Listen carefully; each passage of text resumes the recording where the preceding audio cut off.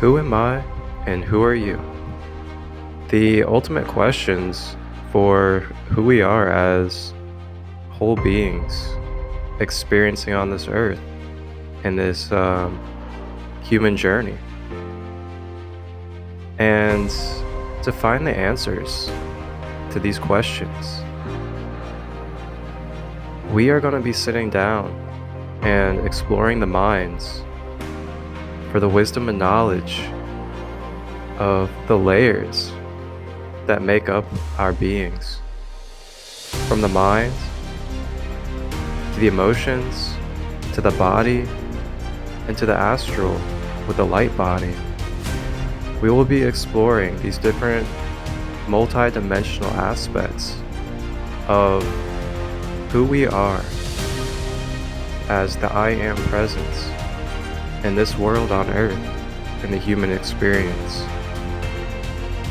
We'll get to have fun, cracking smiles, and diving deep into the knowledge with different psychics, intuitives, shamans, coaches, teachers, practitioners, and many more different beautiful conscious souls of the everyday life to gather the information we need in order to unravel these layers and become more aware and present in ourself as the whole I Am presence that we are.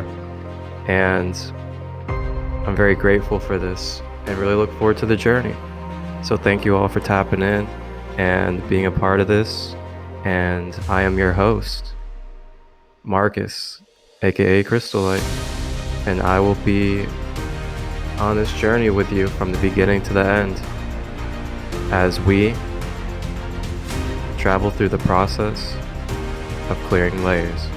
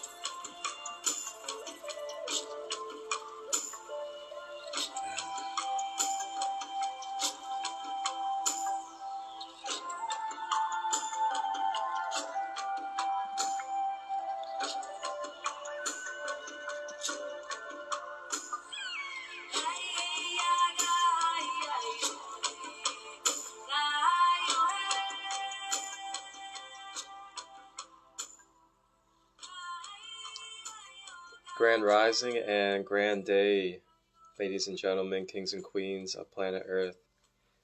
I, Christolight, am your sacred host for another episode, and actually the final episode for this season of the episodes of this holistic online space here on Instagram Live, Instagram TV, as well as YouTube. Sacred Light Healing and Wellness, the process of clearing layers. We are in our final episode of this season, and yes, there will be a season number 2, and we will be back around. And I want to thank everybody that has supported and been here along this journey of really shedding the layers and diving deep into the micro to macro levels of our mind, body, emotions, and spiritual energy, and what it can look like to holistically heal, restore harmony, and bring balance to our well-being. So for our final episode of this season, season 1 of the process of clearing layers, we're going to dive into the shamanic practices of drumming,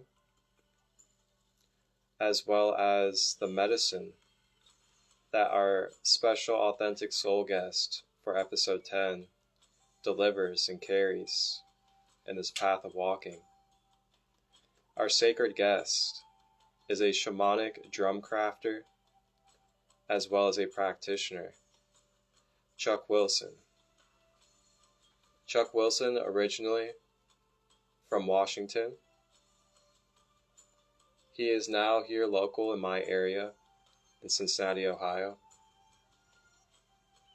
And Chuck has been on his journey for about 11 plus years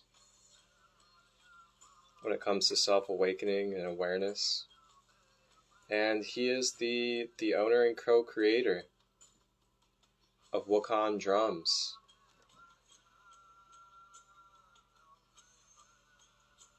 Chuck is very dedicated to these drums and this path of spirit. He had lost his partner, Sandy, and she transitioned to the other side in 2018.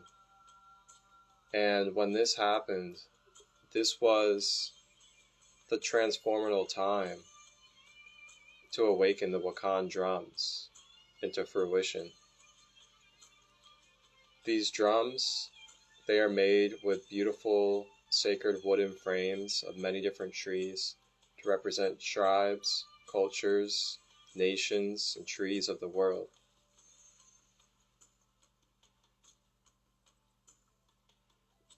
Chuck has been collaborating and gathering to do many different healing circles with Reiki practitioners and other energy healers. He's also met a couple different native elders and had the honor to sit with them. He's been to about 3 or 4 different powwows, and he's been to different events like Burning Man to share the medicine of his drums. And he is here today to share with us what the medicine of the sacred, shamanic Wakan drums can deliver to our being, as well as share the experiences and testimonies that he has been able to witness and experience, not only from his own path of walking, but also from those around him that he has connected with to share the drums. So without further ado, our final authentic soul guest of the process of clearing layers.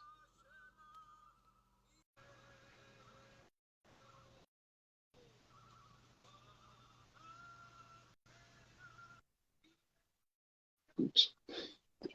There he is.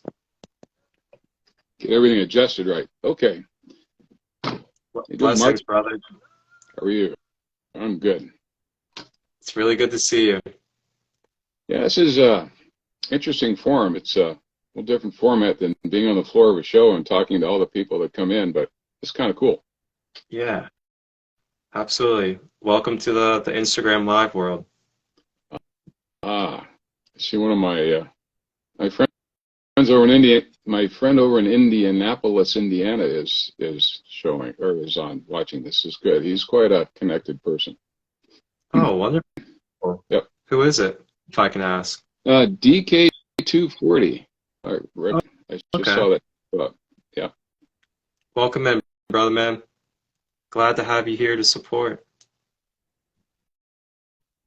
Wow. So, Chuck, man, oh, where to begin? Well, I guess let's begin with how we met. Our experience alone is pretty telling of the type of energy and spirit that is carried through what you do. And for everybody out there, me and Chuck, we met roughly a month ago at a Reiki Plus share. And Reiki Plus share is a gathering of beautiful conscious souls here local in Ohio. And we all gather together every other Friday. And we do a potluck, we do Reiki exchange, as well as just hold space and just have genuine conscious connection and community. And we were there about 4 weeks ago, and I remember I walked through the door. Chuck was standing right there. And he's like, "Hey, you like drums?" And I'm like, drums, you say?" Then he hands me his card, and he's like, "Yeah, I make shamanic drums." And I was like, "Ooh." Right off the bat, I knew there was going to be a special connection there. Because me personally, I've had timelines and past lives, if that's what you would like to call it, regarding being a Navajo elder. And that deeply resonates for me. So a little bit later on in the day at the Reiki Plus gathering, Chuck brought out the drums. And I walked over, and he was like, "Here, hold this. Put it up against your chest and tell me what you feel." That's kind of my standard line. I'm a very low-key practitioner, you could call it. That's kind of my standard line is here. Hold this way and just kind of see what happens. Yeah. Yep. And it really speaks for itself. I held it up to my chest, just standing there, took some breaths, closed my eyes. Next thing I know, I could feel the downloads coming in, my eyes starting to flutter, and I could feel my chest and throat area just starting to expand and open. And in that moment, that was when I really witnessed and experienced the spirit of the drums. And after that, for about an hour straight, in the middle of the whole entire gathering, we went to this private room and sat there and connected with the different drums and just connected with the different spirits and downloads that were necessary for us in that space.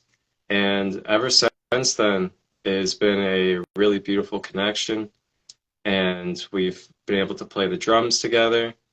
Chuck was actually there for one of my really powerful Reiki sessions that I received 2 weeks ago at the Reiki Plus gathering, healing my Navajo lifetime, actually, regarding a couple of things. And here we are today, just really grateful to share this space with you, Chuck, and to start spreading your beautiful work and path of spirit that you have taken into your life.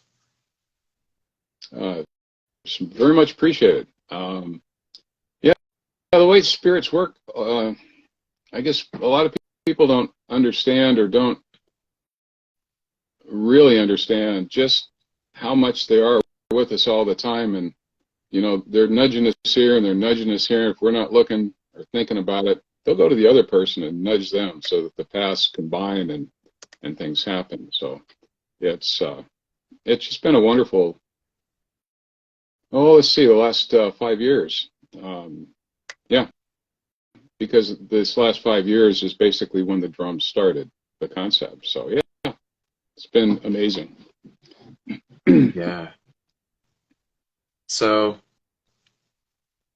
to really kick things off, I know you said you've been on your spiritual awakening, your conscious path for roughly 11 plus years. And what was what was the experiences like that really led up to you really stepping into quote unquote, the path of self-awareness and consciousness? Yeah, that's a good one. I, I'm an engineer by background, mechanical engineer, and spent all my life in project engineering. I've been ESP. My mom was very ESP. I was too, and it was just kind of a natural thing.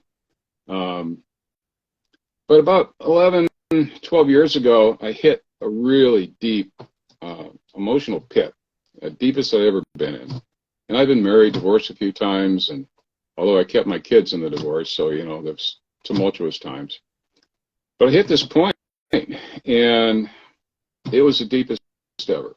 And so a Reiki friend of mine told me, she said, go see this guy. So go see this doctor. He's a psychologist, but he's holistic. So I went to go see him, Dr. Centeno, up in Washington State, North Seattle, in the Everett area. And poor guy, I was kind of his model patient because, I come in, I sit down, I start telling my story, and he's a couple years older than I am, and he's just fidgeting in his chair, and he's writing, he's looking over his shoulders, and I'm kind of, I'm just trashed anyway, but I'm kind of watching him, I'm thinking, what's going on? And then afterwards, or almost to the end of this event, he asked a question, I gave the answer, and I had this huge ball of white light just come up through my feet, up through my whole body, just up and out. And I never experienced anything like that in ever, and even read about it. But it was hope and it was love. And from that point on, I saw him about every 2 weeks, or every week, 2 weeks, for about a year. And 4 months into it, he said, you know what happened at that time? I said, yeah. What? Well, he told me. He waited 4 months to tell me, is that as I was having my event, this big ball of light coming up, about 15 seconds beforehand, this gray shape materialized in between he and I, and it was a large human shape, but it was reaching down with his arms around me. And what Centeno heard was, we have you, I have you, you're not going any further, you're coming back. So all these things happened. And so I went through about a year working with him, and every time I went in the office, it was kind of like, we call that guy Mr. Gray.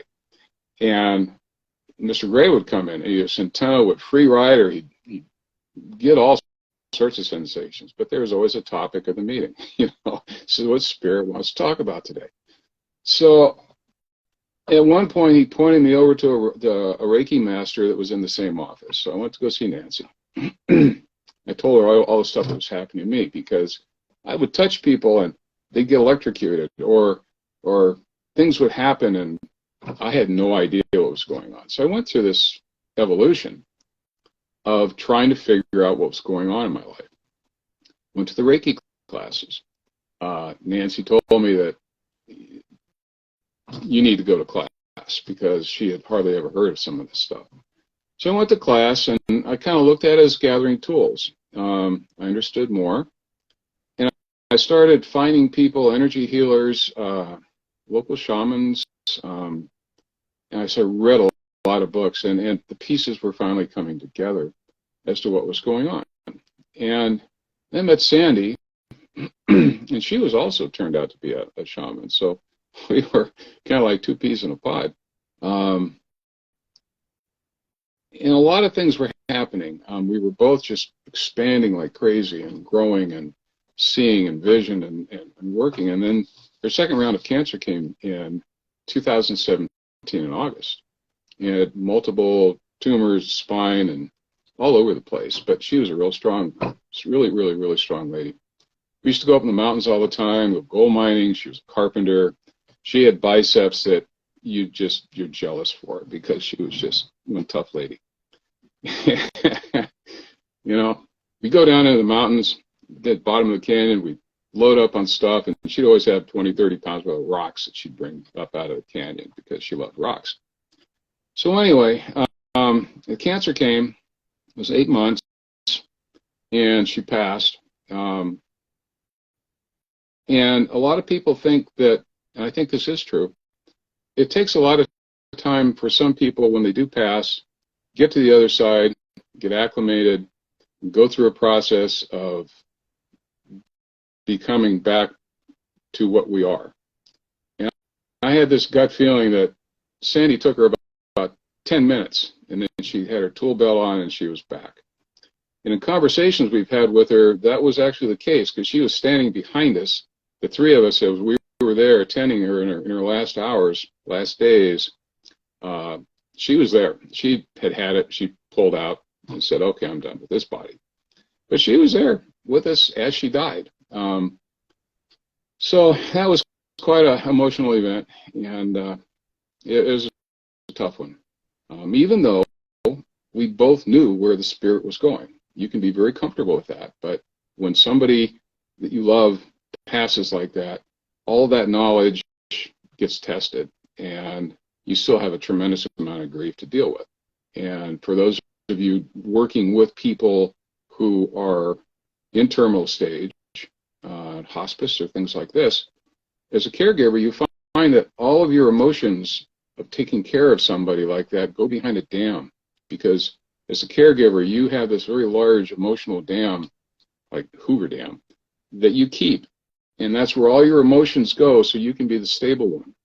But when that person passes, the dam breaks. Poof, out it comes. And it's something very difficult to deal with, but you process it.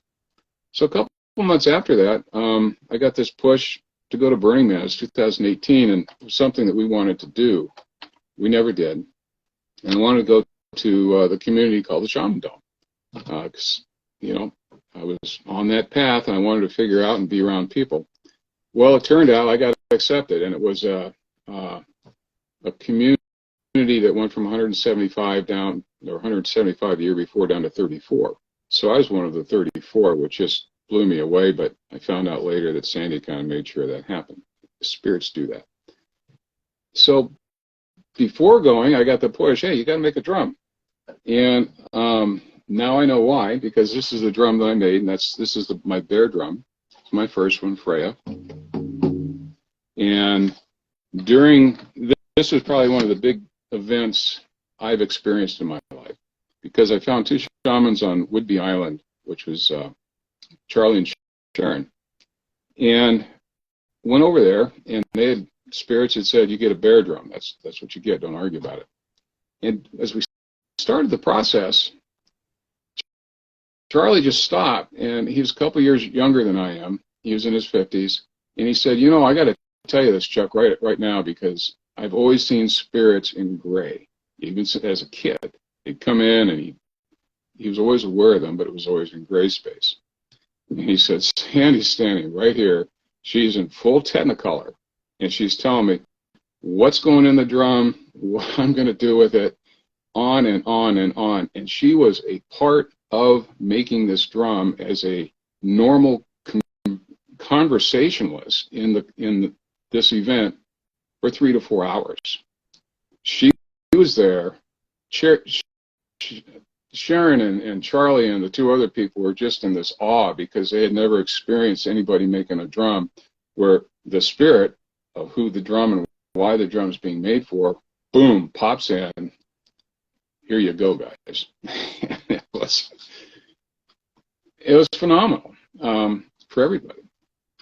So I learned a lot, and I went to Burning Man.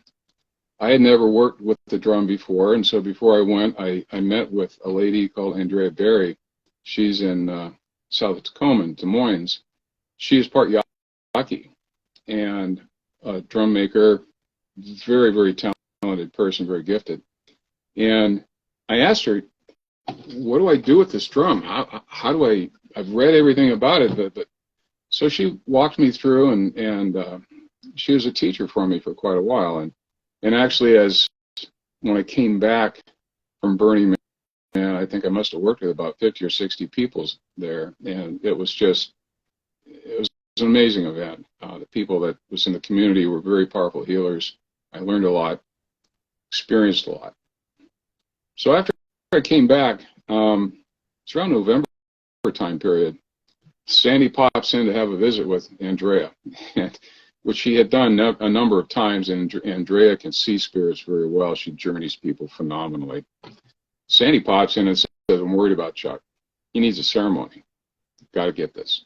And so they decided to have the one to give me was the Keeping of the Soul ceremony, which is one of the 7 sacred ceremonies that the Sioux have. And that's where the White Buffalo Calf Lady, when she appeared to the Sioux, she gave them 7 ceremonies. Do. And she said, read this book. Figure it out. Hold it. So January the 13th, 2019, she came over with her helper, and we had the ceremony. She held the ceremony for me, plus other ceremonies, and it was phenomenal. It's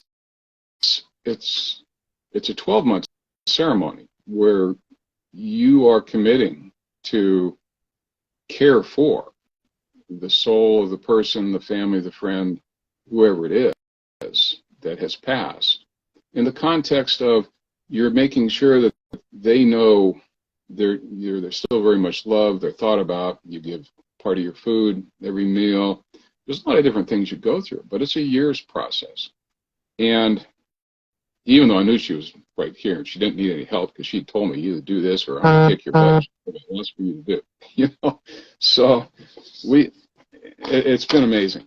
So a couple months into this ceremony period, I started getting these communications, these ideas, these thoughts that I had to figure out how to make a sacred drum so that all of the links and the spirits and the power, you could call it, the spiritual gateway stuff that she put into this drum could be put into other drums. And the other drums means I had to figure out how to make these things, because they weren't simple drums. They had to honor the tall people, which are the trees, the sacred trees. They had to tie to and integrate with other tribes, cultures, like the Buddhists and Siberians and a lot of things, the forest people. And I had to figure it out. She and others were very helpful in giving me ideas, but I ended up making these drums, as you can see on the website. But I use about 24 different woods, and the medicine wheel has about, I think there's 14 different ones in the medicine wheel themselves. So that's the idea was posed to me, figure out how to make these. The reason they're important is because what I saw at Burning Man and what I see all the time is I give somebody a drum. Here, hold this for a minute. Poof. A lot of times I see people just go off in journeyland, their eyes get really big, and they say, oh my God, this person just came in, or I had these feelings, or something came up, and I'll see people in tears because emotional issues they've been dealing with all of a sudden pop up in their right in front of them, and they understand it. So I came to the awareness that the drum program, it's called the drum program, the Sacred Drum Program, that was Sandy's plan. And I was probably part of it, and as other people were too, when we were sitting back on the other side before we reincarnated on Earth this time. We're going to do this. So she has been a force unbelievable in making this happen. She's the drum mother. She's in every drum that's out there. There's been many people that have come back from Journey with eyes wide saying, there was this lady, and this is what she said, and here's a message for you.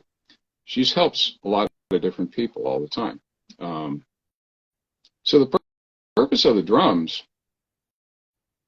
the challenge was to figure out how to make these things, and then to get them into people's hands so that all the links that she put into Freya would go in every single new drum that would come out for the keeper, the people that would hold the drums and have them and use them for their own life. But that was the challenge. Figure out how to do it, and then do it such that you've got something that's represents so many.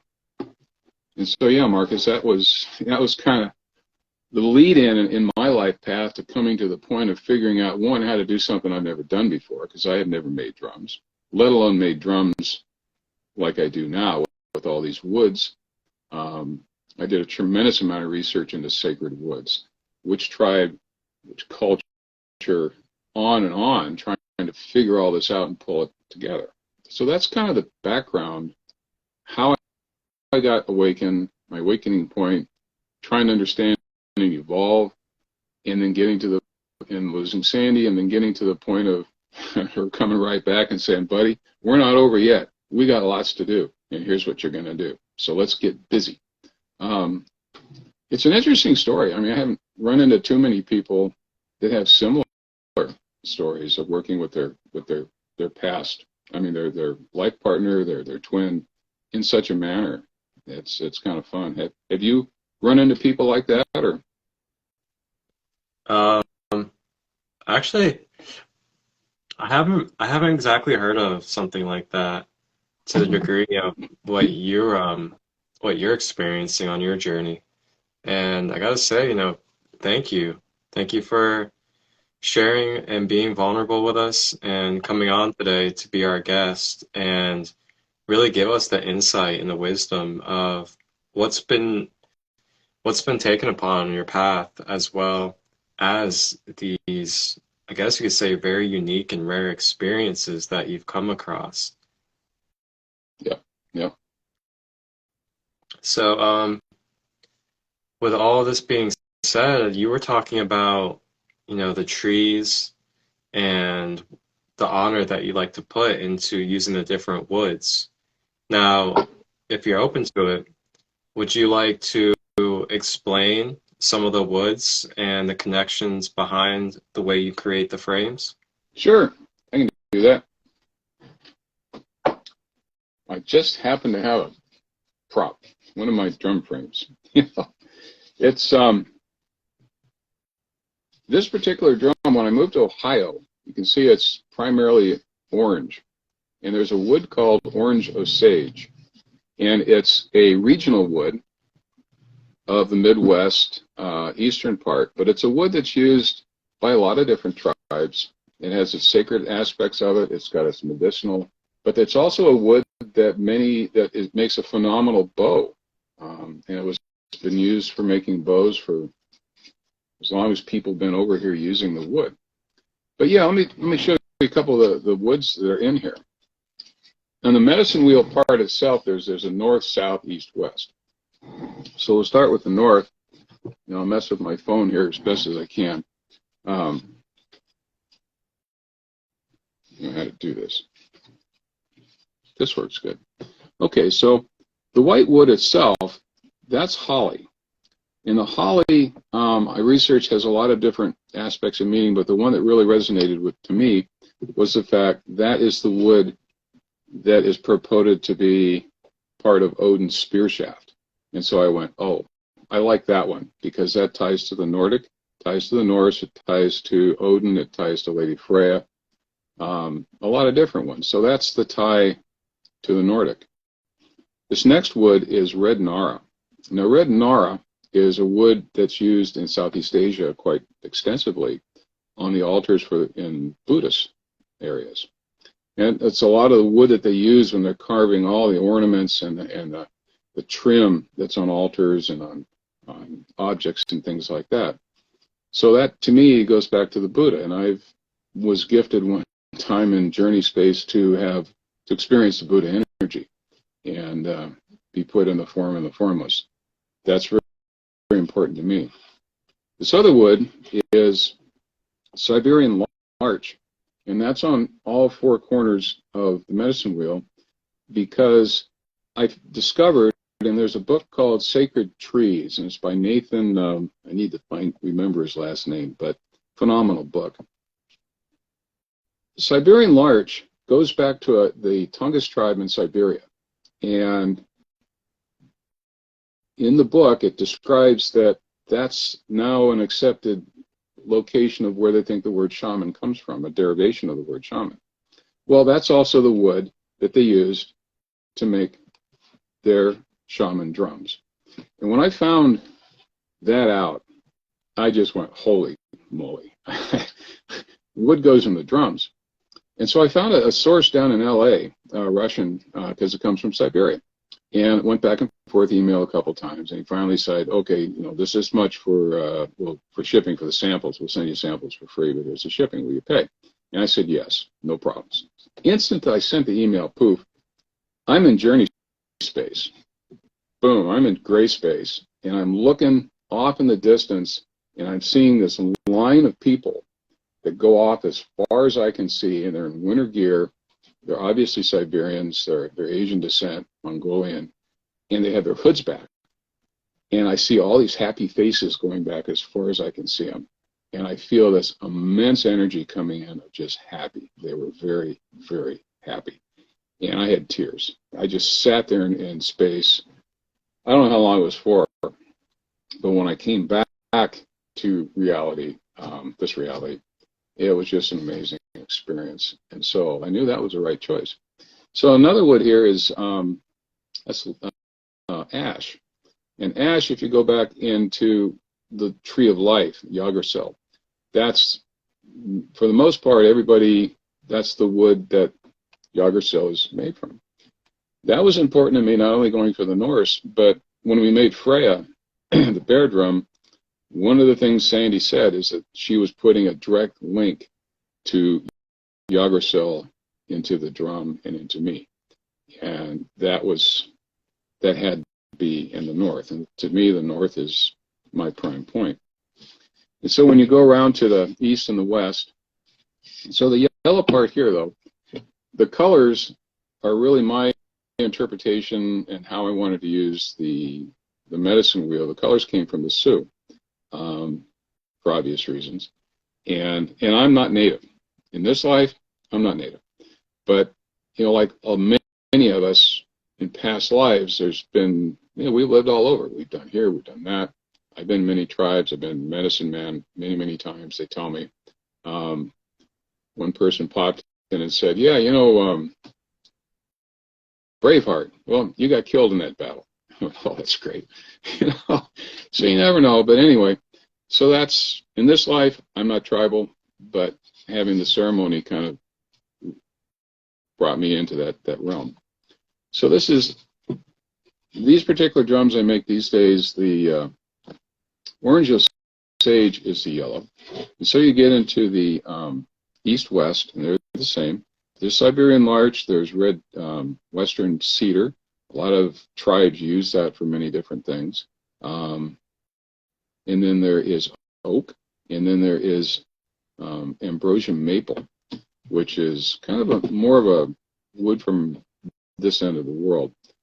In this particular generation of woods that's in the medicine wheel, I've included 4 new woods that are tied back to the Cherokee, because I got an email one time where this lady said, I loved your drums, and could you incorporate something from the Cherokee in these drums? And I researched it, and there's 7 sacred woods. I could find 6, and I already had some in the frame anyway. One I could not find was sourwood, and that's a southeastern U.S. wood. And if you ever find honey that's made from sourwood bees, supposedly it's really, really good, and I have to find some. And I found some. I should have bought it, but I will buy it. I could not find that wood. So anyway, I incorporated that. So I've got all 6 of the 7 sacred woods of the Cherokee in the medicine wheel now. There's beech, there's black locust. Again, I had oak, I had maple, birch, and I think there was another one. So in the white layer here, I've incorporated a couple of those extra woods from the Cherokee. So then if we go to the south, because the east and the west are the same, but the couple of special woods in the south, there is dogwood. And dogwood is the tree of life for the Mohawk. And then I have the couple of the Cherokee in there too. And then the black layer, I usually keep as black walnut, but in a lot of the drums, there's a streak of a really, really black drum, or black wood, which is this one, and that's African wengi. And that's a wood I found it's very hard. It's kind of like an ebony wood, but it comes from Africa and has some very powerful spiritual healing meanings. And the one thing I've done is, as I research the woods, I always look up metaphysical properties. What's it mean and what tribes they use and everything like that. And on my webpage, there's 4 pages of sacred woods and kind of a list of who does what. And then the red is P.O.C.L. That's a Central America, South American wood. And I usually throw something in like Purple Heart because it's kind of the same way. So anyway, that's kind of the medicine wheel. But, as I make the drums, these are all rings. And so as I put the first ring down, which is the medicine wheel ring, in the glue, I'll put certain things. The first thing I put in is magnetite, and that's black sand. It's black sand from one of the beaches where the Columbia River flows into the Pacific Ocean. And black sand is very dense. It's magnetic. In that beach, there's little fine gold particles in it. So Sandy and I used to go there and mine for gold. We just run it through a sluice, play in the waves, which are really big. So I put a little bit of the magnetite in the glue, and that's my tie and link to the oceans. Very direct tie to Mother Earth and to that particular memory of what we used to do.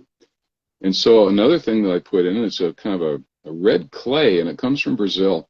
It's called kimberlite, or red kimberlite. And it comes from an area that's kind of a surface deposit, similar to Sedona apparently. But it's a powerful mineral. But so I put that in the glue, and to me that's the link to South America and cultures there. And I know one thing that Centeno used to see visions of me in a dress as a Peruvian shaman. So past lives there. So another thing I put in too is a little bit of shungite. A friend of mine up in Mount Vernon, Washington, runs a store called Mystic Experiences, I think. Big store, really neat guy, and he's connected.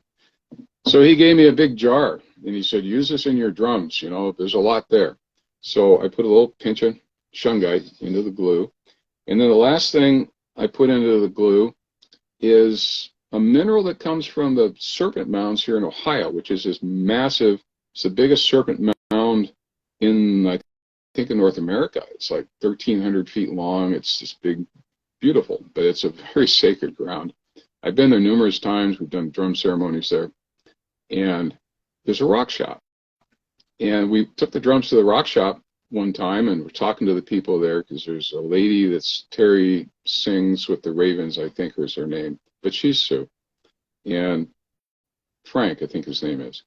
Showed him the drums, and at the end of it, he just came up with a handful of this gray rock, and he said, here, put these into your drums. That's the rock that's the substrate of the big meteor crater that the mound sits on, of course, many hundreds of feet up.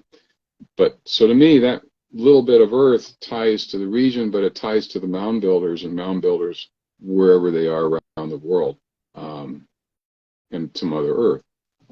So along with the woods, there's the minerals that I put into the drum, into the glue, and yeah, that's kind of a quick rundown as to what goes into making these. It's takes a bit of time. Very beautiful. Thank you for taking the time to thoroughly explain that for the collective. I know you've told me multiple times now the process, and it never ceases to amaze me just how beautiful the spirit and energy is of just hearing about the process and knowing the process of dedication, sacredness, and honor that you really put into each one of these drums. Let me interject a little bit. There's a ceremony. A lot of times I'm very casual with my relations with my spirit family, my buddies. But there's one thing I learned from reading a book from Sandra Ingerman, and it's called Ceremony. And when I read that book, I realized, yes, we all know we walk with spirits, and then they come in and out, and you can talk with them. But there's there is an importance to ceremony. A ritual, it's a formal ritual. It's like a formal dinner. And that is important to their side, to our side. when I make the drums, I have all these rings ready to go. I have a ceremony that I start. I do the smoke stuff, and Sandy is the mistress of ceremonies, and I start with her. And I start going down my roster of all the spirits that I know of that are part of the drums, that are part of the experience. And even now, as I'm talking about, my fingers are all tingling.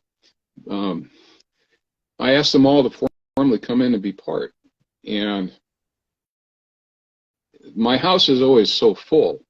Many times as I'm going through my own ceremony, I'm usually by myself, I can't talk. I hit some places where their presence is so intense, I kind of have to take a moment, take a breath. Sometimes I get tears because their presence is so palatable, and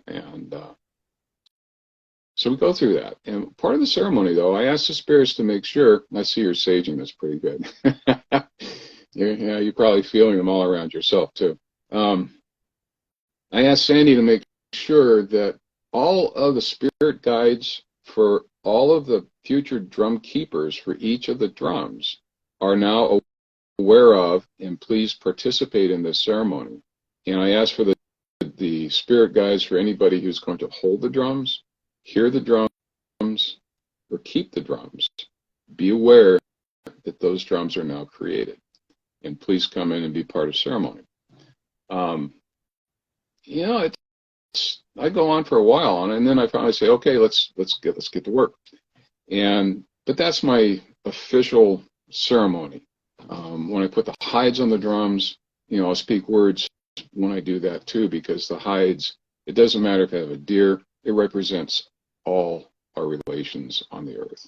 It doesn't matter if it's one animal or the other animal or synthetic. It represents everybody. It's kind of like the trees. There's hundreds of sacred trees. And I was really in a quandary trying to figure out how am I going to do this. And I realized, okay, the final short list, all you trees, you represent everybody. The same with hides on the drum. You represent everybody. So sometimes people kind of get really hung up on what they want, but just my 2 cents. Thank you. And yeah, I think it's very important. You know, I'm really glad that you shared, you know, how it is ceremony for you when it comes to creating these spaces and creating these forums. And it really puts a really deep awareness on the type of energy and intentions that are brought into this. The purpose of the drums isn't to go out and sell a bunch of drums. Never has been. And I've given a number of drums away to people just because all of a sudden I get the feeling, you need a drum, here, have that. You need it. And they need it on their path. I've seen so many times of the drums having such a positive impact on people. I've had people that have had their life's awakening holding a drum. So the purpose for me is to make as many as I can because they have people's hands that needs them. Yeah, and it's, you know, you spoke about passion, you know, from a passion standpoint, for me, that is my passion. My passion is to help other people on their path with what I've been gifted and instructed to do. It only takes one time when you give somebody a drum, here, hold this, and watch a transformation. You feel it in your heart, you feel it in your soul, you have tears because you can feel all the emotional energy coming through you that the person's experienced. Sometimes I walk into the same journey they are and watch them as they're experiencing their drum. You go through that one time, and you realize that's my job. That's my purpose, my path. This is an amazing gift. And if you told me this 10 years ago, 5 years ago, I would have said, really, that's kind of an interesting story. I don't think so. You know?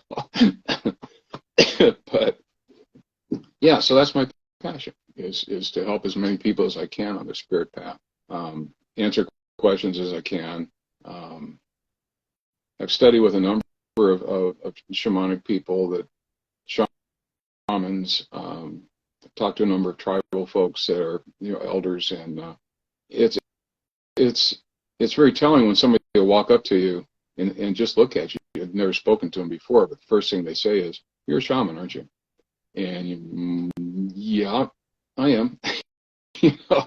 They are too, because they saw you. They knew what you were, and it's an amazing path that I'm on, and I'm very grateful. And that's what I work on every day. It's kind of like that's what I do.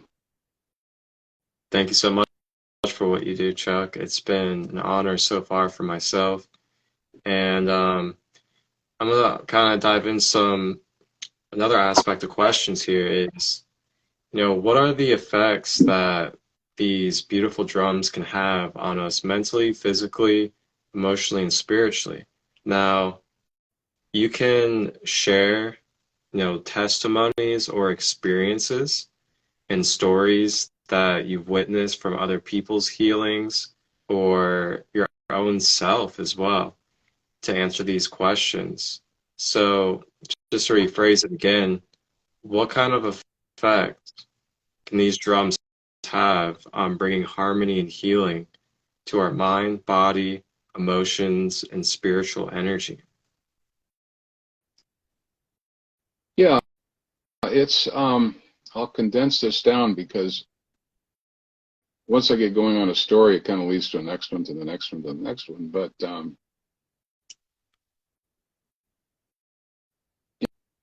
in the books, a lot of books written on spiritualism, spirit path, shamanism, very, very many different cultures. But drums have always been more or less a tool of a shaman or a healer to set a rhythm. And that rapid beat helps a person drop in, I think, a state of state, where it calms the mind, it gets you in this journey space, and that. But it's for the patient, and it's also for the shaman. It helps the shaman pop into journey space and go seek the parts. If you're doing a soul retrieval, seek the parts for the person that you're working on, or ask the spirits for vision, or do that. But that's the person doing it, isn't so much the patient. What I found from the day one, you're talking about a micro level on this. The drums are the gateway. You don't need a middleman. You don't need somebody interpreting. I've had people look and hold the drums, and they tell me the exact same thing. What they are, they're your own. It is a gateway. You hold the drums. I've seen this so many times with many people. Spirits come and talk. They have experiences. The people, I've seen people where they'll hold the drums and they'll close their eyes, and I feel this big blast of emotion coming through me, because I'm feeling what they're doing. They may have an emotional issue, that something they've been wrestling with for years, something deep, and they haven't figured out what it is yet. I've seen people hold the drum, and all of a sudden this emotional issue pops right up in their face, and they see it, and they may have spirit talk to them, or they'll see it themselves and realize what they need to do. I've seen that type of effect on people. But I have a kind of a funny story a little bit, but it's kind of like, here, this is a sacred drum, right? Okay. Hold the sacred drum. Well, if you accept a sacred drum, you're giving permission for the spirits to come and have a talk with you. Because otherwise, if you just don't give permission, they're not going to do anything. And I find that's a key part, because long ago in a conversation that I had with our folks on the other side, it takes a person to give permission. If you give them permission, they'll come and have a chit chat with you, or they'll do stuff. But otherwise, they won't. They'll just say, gosh, I wish we could do something, but you got to ask. You hold the drum, you just ask. So that's kind of how that connection with spirit works, but it kind of cuts the middleman out. I have seen people that'll hold the drum and go, oh, that's pretty. They don't feel anything. I've had people hold the drum that kind of feel warm and fuzzy, and they kind of think that'd be kind of nice to have. See those people. Then I see the people. There's a friend of mine around here. His name's Jeff. I made a drum for him, just the first one I made here in Ohio. He was over talking to my mom because he used to take care of my mom and dad's property. And I came into the house and he was talking to my mom. We were talking spirit stuff. He's a big guy. And I said, I got these drums. So I gave him one to hold, and he was practicing meditation. So he holds the drum, goes in space. He kind of looks at me funny. He goes, well, I'm seeing all these colors. I'm seeing this and the other. Okay, I got another one. So I bring Frey out. Hold this drum. Poof, he's down. Eyes go crazy. He comes back, and he said, for the last 10 years of his life, he's had all these questions about spirit, these experiences. He didn't know what they were. When he held the drum Freya, and I just sat and watched him, didn't say anything, he was taken deep into a white room, and his grandmother was standing next to him, talking on his behalf to a council of spirits in white. And they said, it's your time. This is what we want you to do. And they gave him instructions, pointed to some people, go with those people. For him, that was just, everything came to an awakening point of his adult life, and he's in his 50s. And woof, and he handed me the drum back, and he goes, oh my. He started talking about it. So I've seen those experiences. It all depends, but it's the coolest part of the job. You know, you give somebody something, and they have this experience. Their spiritual path, they see clarity, or they have this knowing that the spirits really are there, and they feel it, and they can give it to other people, and they can watch them have experiences, and that's kind of the macro and the micro, and there's so many waves that the drums make in the hands of people who are keepers, and that again is another focus of what I do, is to get as many keepers out there, because they make circles, they make circles, they make more circles, and more people that are awakened or know more about who they really are spiritually and personally is really important for all of us, you know, as a human race. Well said. Yeah, I definitely agree. And it's so amazing the connections that are made through these drums. I know prior you had shared an experience with me where, some people are contacting and connecting with family members on the other side to get the awareness. I've got my favorite one, and I'll interrupt you on that because I can see where this particular experience was phenomenal. And I hadn't started making the other drums yet. I just had Freya, and I was at a show in around Albany, Oregon. It's called the Rashani Fair. And it's a big fair. I mean, it's a big metaphysical fair. Lots of people. And I was sitting in my little booth, and I had my little Reiki table behind me, and my little banner said Shamanic work. And I kept watching the crowd, and this one young girl, she was probably about 12, 13 maybe, but she was a little bit on the downside. But she kept circling. And all of a sudden, she came zipping into the booth, and she's, what do you do? And I go, do this. How much does it cost? And she's reaching into her little purse, trying to find some money. And I said, just sit in the chair. Don't worry about it. Sat in the chair, gave her the drum. Hold the drum, close your eyes. Boom, she's down, and I'm starting to feel stuff. I'm going, oh, good God, what's going on here? And I look over to the practitioner to my left, and this lady, she's looking over at me and the drum in the booth, and she has this look on her face like, what's going on over there? And I'm just going, whoa, something's happening. So the little girl was down in trance probably for 4 or 5 minutes. And I was sitting behind her, and I was feeling a lot of energies. And I was getting a little worried because it was really intense. And then she woke up, and she looked at me, and I took the drum back, and I said, you all right? She just nodded her head. Yeah, I'm fine. She has tears. I have tears. And I said, can you tell me what happened, if you would? And she goes, well, she closed her eyes, Out of the crowd walked her father, right up to her. Behind the father was her grandfather. They stood there, and had a long conversation with his daughter. And then she came back, and I said, wow. And she was telling me the story. She goes, and my father, he died last week. Okay. I always get connected to that point when I tell the story, because seeing somebody that just, holding my drum, and, their father just died the week before, and the grandfather, and they're there to tell her, it's okay. We're fine. You're fine. You're doing great. This is what your life's going to do. Don't worry about it. Don't be grieving. This is great. She gave me the drum, told me the story, and off she was. And that's so stuck in my mind at that point. It was just phenomenal. Again, it's one of those rewards. It's the greatest reward that I've experienced in my life, is seeing people have those sorts of experiences. And a lot of times I don't have anything to do with it other than give them the drum and say, here, hold this. Yeah, that's so incredible.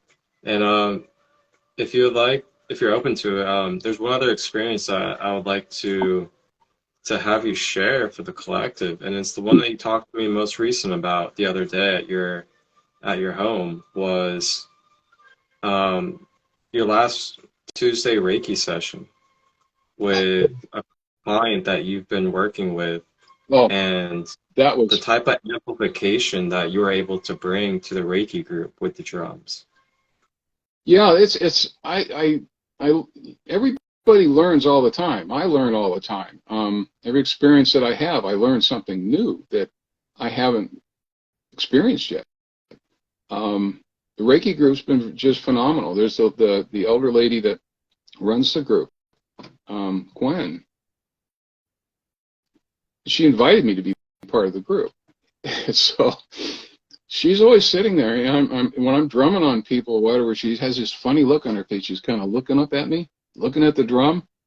And what she sees with the drums is I'll be working on somebody, drumming all over them, and going over and doing what I want. But what she sees, she is seeing swirls of different colors of energies that form around the drum and then go right into the person.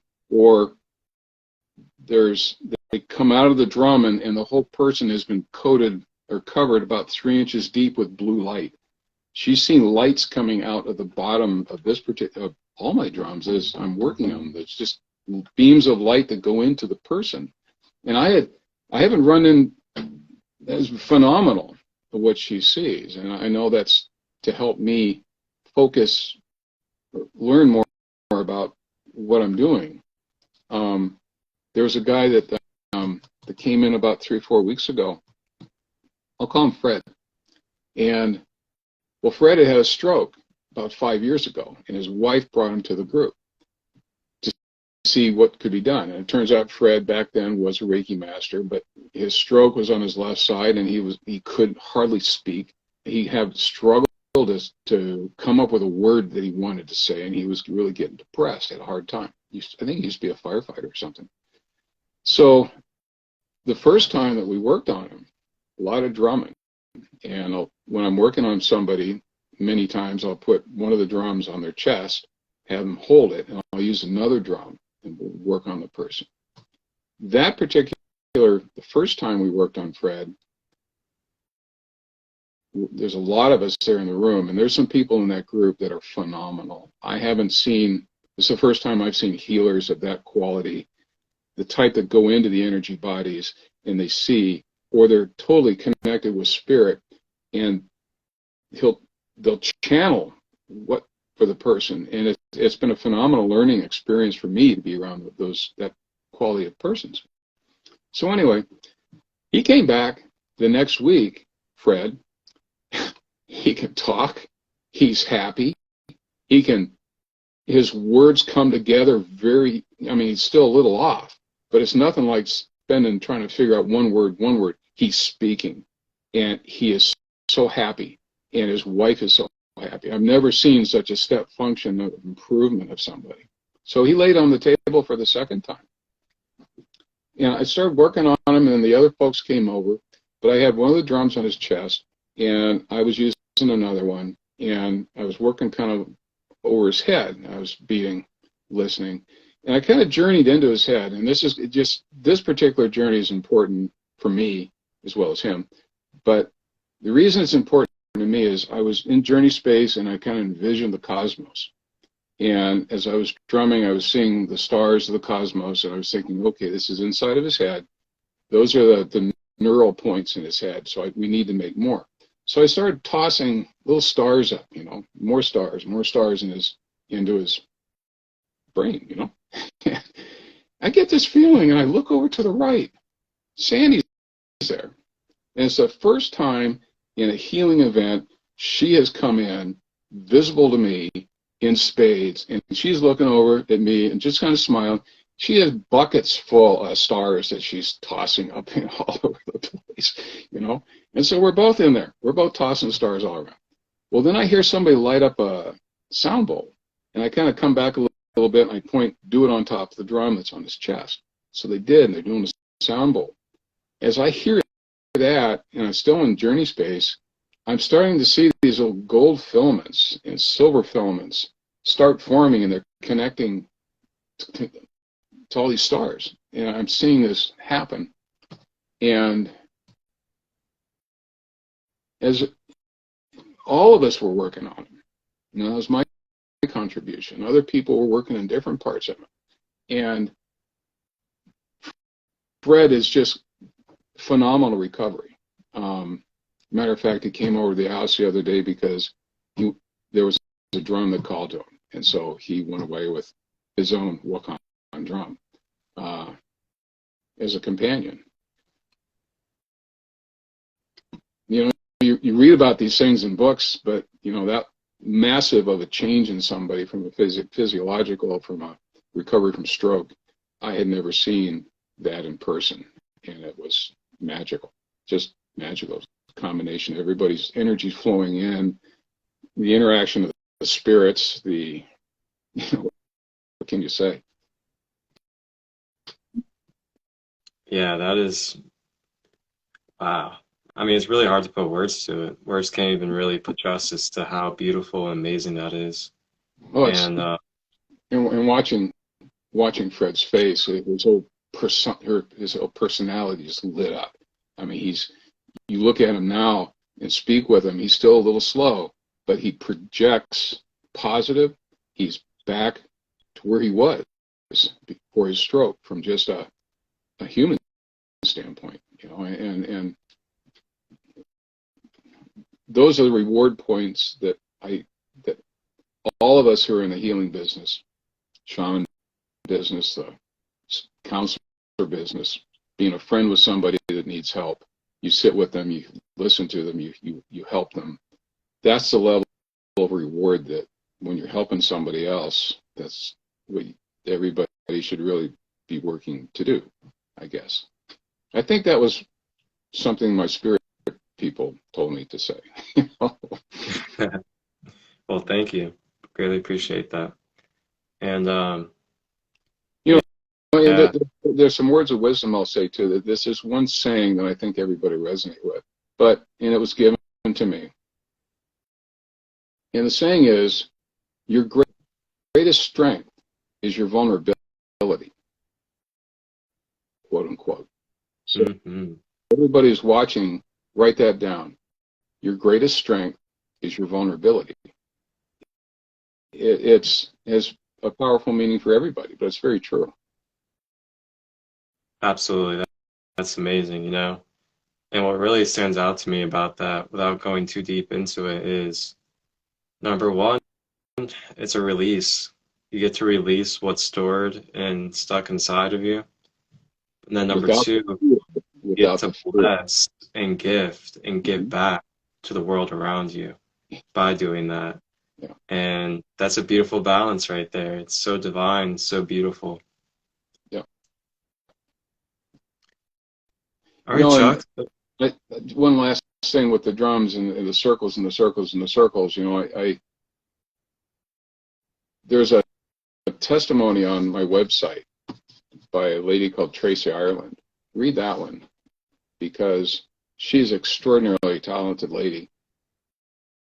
But she's one of many that I hear from that say, I'm so grateful that our paths cross, and your drum is, you made a drum for me, because it's done this much more for my spiritual path and the work that I do. That's the whole name of the game, is to get as many people helping other people, in ways that they're supposed to. Yes, I agree. And we have a couple questions from the viewers, our wonderful conscious viewers out there. Sure. And the first question for you is from Energy Soul Child, a sister from the UK. She asked, how many different designs of drums have you made, and do the symbols amplify them?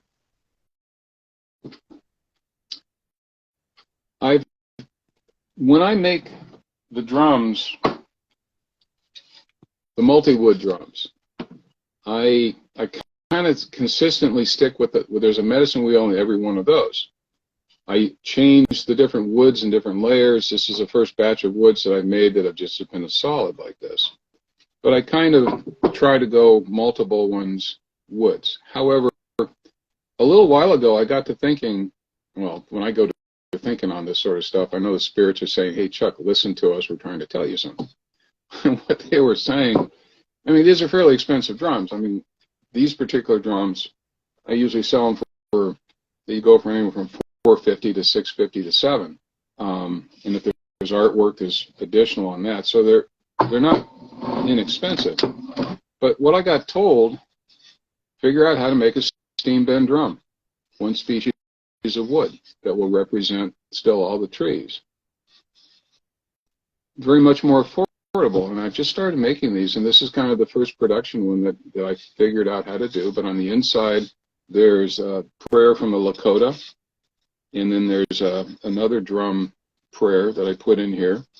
I put inside, using an engraver, a laser engraver, I'm putting my power animals, I'm putting the spirits, I'm putting my logo, which has the bell and the dorje, the Yggdrasil, white buffalo. I'm putting the Om Mani Padme Hum symbols in Sanskrit from the Buddha. So this one, it's my intent to have something very similar or very, very affordable for people. Like when I go to powwow or just normal, this is just a very affordable drum, but the symbols mean many things. And I think it's important. On this particular drum, the symbols on the outside are from the Peruvian people. And when I met Don Eduardo, we got to talking, and the whole idea about putting the Peruvian symbols around side the drum on the outside for people to see, spirits like that. I say that somewhat facetiously, but in kind of humorous way, but I know darn well when you're putting a symbol as an acknowledgement to a spirit or group of spirits, they're very happy. And I don't know how else to explain it. It isn't such that it's putting power or anything into it. It's a formal acknowledgement of love to the spirit you're thinking about. And there's a circle there that's very important. Yeah, trying to figure out what they're trying to tell me. So to answer your question, there's two different types of drums I make. I make the drums that are the multi-wood, many woods, medicine wheel, and then I just started making the single wood drums with engraved symbols on them. Now, in that vein, there's a friend of mine that if you go to the website, there's a drum maker, or drum bag maker, and it's Michael Williams, and he's a Tlingit. He's an Alaska tribal guy. I met him at my first powwow. But I just finished his first prototype. He has his particular form art that he created of his tribe. And so what I'm going to do is make frames for him with his tribal icons around the inside of his own drums. And he is so happy because that's his identity of what he's working with people about, Northwest Alaska tribal. And yeah, so I'm going to offer that too to people. If they want a specific frame with their specific icons, I can do that now. I can't do that with these drums. I mean, there's a certain way that I make them, and it isn't in a flat plate. You bend it around. They're not bent. These are bent. I can do that. So that answers your question, I hope. Well said, Chuck. Thank you. And what sizes do you have? I know you have different size drums that you make. They go from 12-inch up to 20. I've actually made a small powwow drums that are 20-inch diameter, about 12 deep, and they have a real powerful sound. But so yeah, those are the sizes that I do. And you can't, you know, these are kind of, it might be a little bit half-inch one way when you. It isn't going to be exactly a factory dimension drum. I mean, they come out as they do. So, sorry. Wonderful. And then somebody asked you also, do you ever let anyone play your personal drums? I do. When Freya arrived, and when I went to, her name was Robin Romeo, and she was a shaman in Seattle. I went to her just before I went to Burning Man, and she was one of the. 15 years ago, she was with the Four Winds, and she was very talented. One of the things the spirits told me, specifically, they said, you guard your drum Freya with your life. You do not let anyone play her, and you guard her, and you guard her, and you guard her. So I did. And I knew that was for an initial period, but these days, the last year or so, if I'm working with somebody, I hand them the drum, and they're going to play it. I say, use your fingers only. I'm not giving you a beater to beat on her, but play it and see what rhythm comes out for yourself. Recently in the Reiki group, since I usually bring 2 or 3 drums, I'm happy because other people, as I'm working with somebody, I've seen people go over or just reach over. I'll be working with Freya, and they'll reach over. I need it. I'll give it to them. And they'll work on a different part of the person in the way that they feel they need to. So, yeah, other people in this healing mode of doing something like that, but it's always playing the drum for a healing reason, or it isn't just, hey, let's have a jam session, man. It sounds really cool. Let's rock some beats. No, I don't really take my drums to drum circles because I'm thinking we're just playing beats. I know we're all connecting and everything like that, but just drum circles aren't where my drums go. It's healing circles.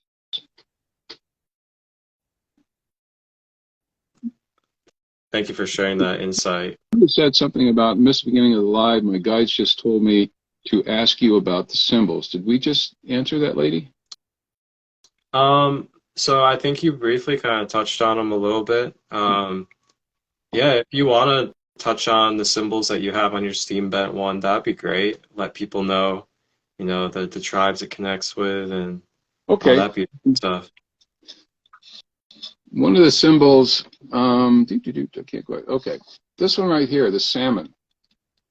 That is the salmon of the Still-Guamish tribe, Northwest Washington. That was the first powwow that I went to, the Festival of the Rivers in 2019. I actually asked the tribe, I sent them a letter saying, I'd like to use this logo. And I never heard back from him. And then the gentleman, the elder that made that flute for me, the story stick, we put that logo on his drum bag. And I asked him, because he knew all those people really, really well, I said, hey, they never said anything. And he goes, well, if you didn't hear from them, that's okay, because if it's okay, they'll ignore you. If they're not okay, they'll say, don't do that. So to me, I put the salmon on all my drums as my particular logo, along with my logo, which is the Wakan Drums. one of the reasons I put the salmon there, and this goes back to the person's question of meaning of symbols. At that logo, or that powwow, the second day, Paul came in, and he's the flute maker, 10 years older than me, but he came in with 2 flutes. And I'm surrounded by 3 elders. He pops in, he plays a prayer for me. I get rooted, tears, and he comes out and he says, that song that I just played for you is a prayer, but it came from a salmon in the Stillaguamish River, 100 yards over, just as they died, but it was from the salmon people. They're blessing the drums, they're blessing the intent, and they're blessing your work. I've had prayers like that given to me like that, but that's why I put that salmon on all the drums, because it's the first time I brought those out in public to the tribes, and it was a wonderful reception. That's one of the symbols. The other symbol is, there's one that's here. This is a rainbow goddess.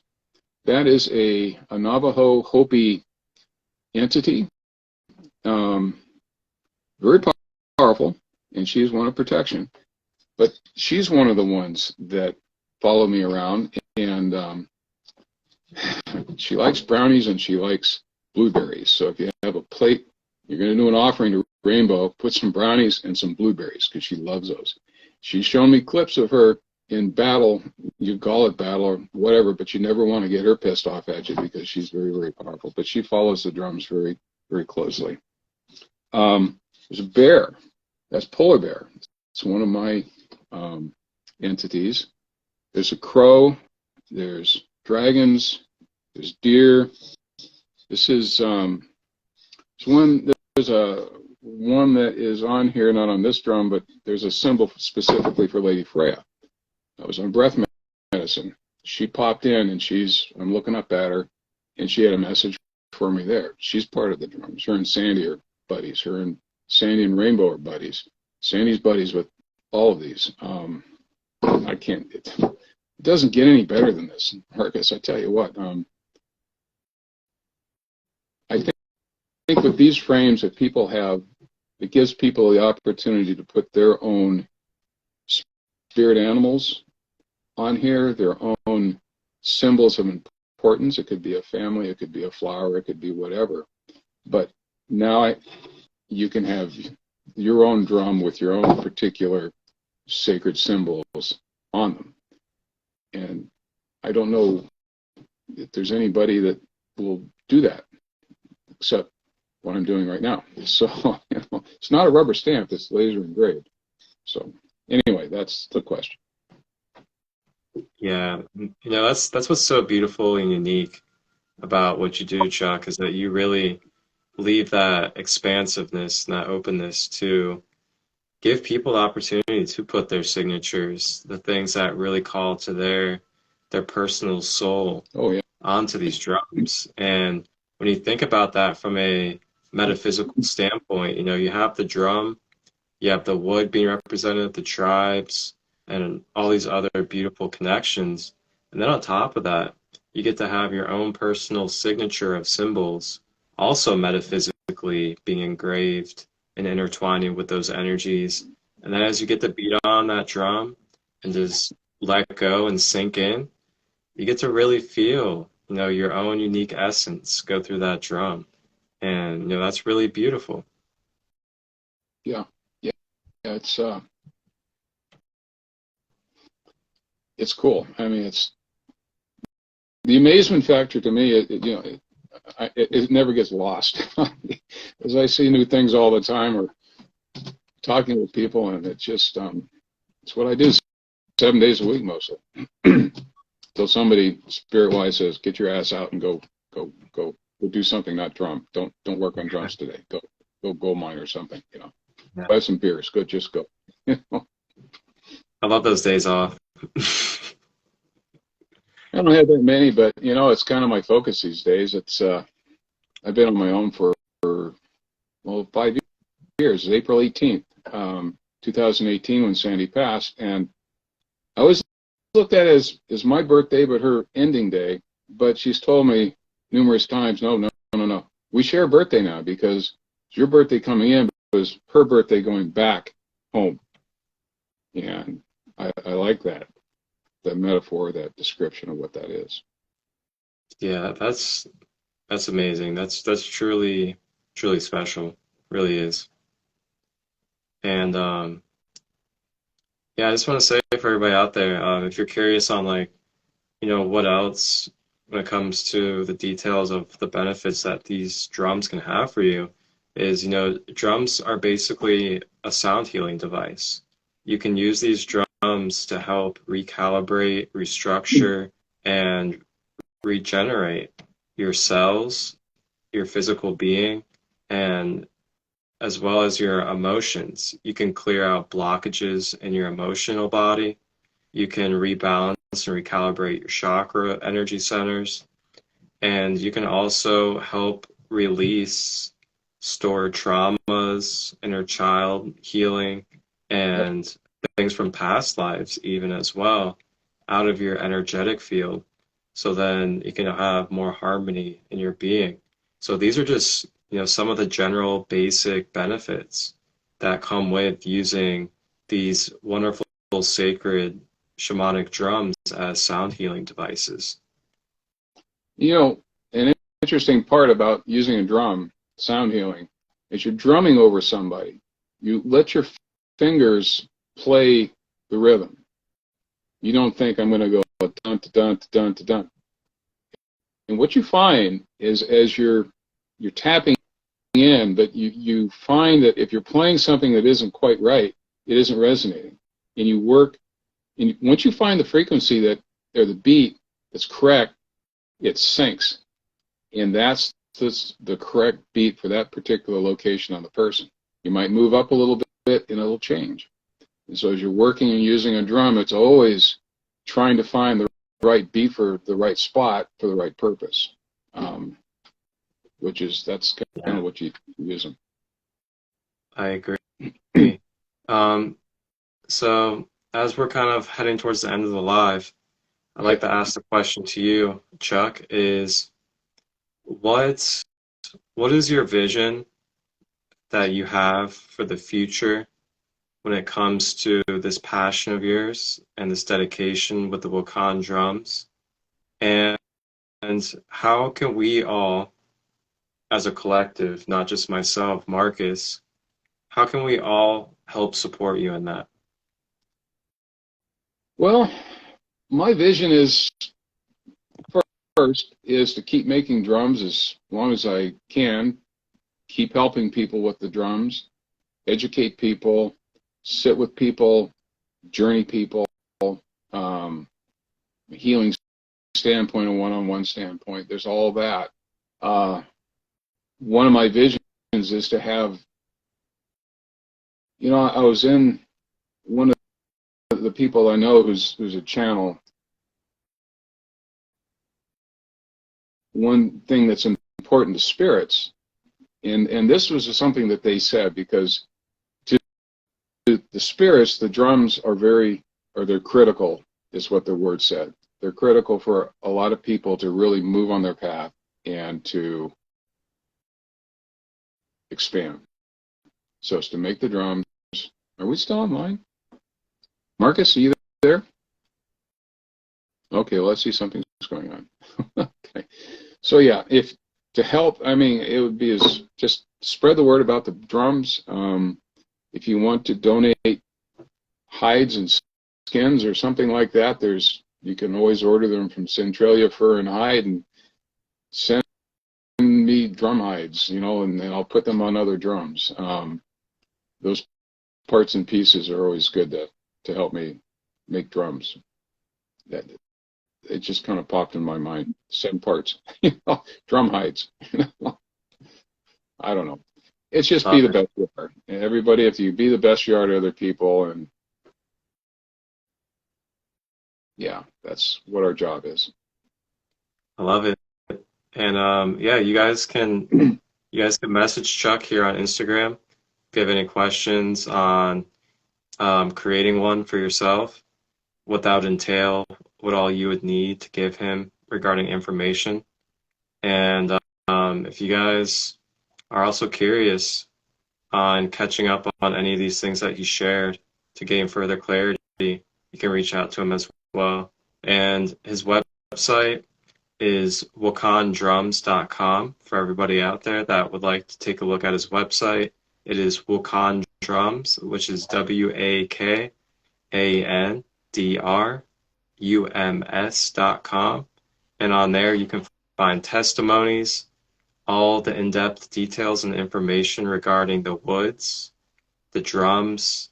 You can find photographs of different drums and different places that he has been.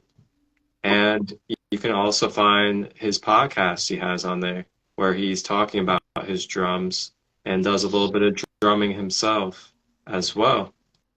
And you guys can also find his story, his intention, and anything else that you could think of regarding Wakan Drums and our brother Chuck Wilson here on his website. And you guys can also look at prices and the different styles that he already has available as well, if you want a Wakan drum today. And Chuck, so what is the best ways for people to get a hold of you out there? Well, my phone number is on the website. There's email. I do email a lot better sometimes than I do the Instagram, but either way, there's Instagram, there's email, text message. There you go. Amazing. Thank you so much, Chuck. Do you have any final words or anything else that you feel that you really need to share before we head off? Just be good, everybody. Help other people. Wonderful. I love that. Thank you, Chuck. And for everybody else out there that might have been curious, we had the Zoom workshop for the generational clearing, inner child healing, moved to next Saturday. So next Saturday will be the free Zoom workshop space for inner child healing, and Chuck will be our sacred shamanic guest, and he'll be playing some drum, and I'll drum a little bit. Guided meditation over the drum in that session. So if you are interested in joining that Zoom workshop next Saturday, feel free to reach out and direct message myself here at Sacred Light 33, and I will send you the Zoom link and let you get filled in on what the space will be like. Thank you all that have supported. Thank you everybody for asking questions and being open to receiving. And big love, sending big love to everybody out there, as this is the final episode, episode 10 of the Process of Clearing Layers online series, season 1. We are wrapping it up, and we will be back for season 2 towards the end of summer. So thank you again, everybody, for the support. It's been a beautiful journey. And this full episode of episode 10, Shamanic Drums, will be on the Sacred Light Healing and Wellness YouTube channel, premiering this Tuesday at 8 p.m. Eastern. So subscribe, get notified, and you can watch the premiere at 8 p.m. Eastern of this live in its full episode. And that's it. Oh, blessings. Wholeness and balanced love, everybody.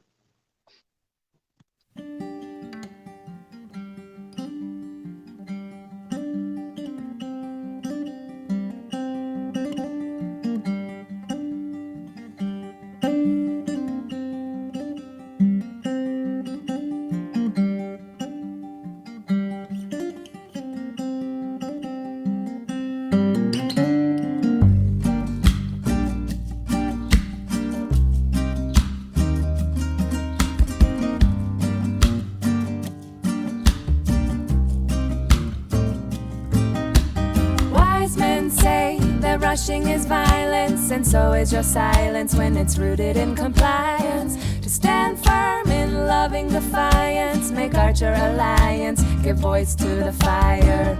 Move people to the beat of the wind, gather yourself and begin to dance the song until it ends. We are winners, champions of the light, forming in numbers and might. Keep the truth close inside. And woman, medicine man, walking with grace. I know your face and I trust your hand. Medicine woman, medicine man, walking with grace. I know your face and I trust your hands.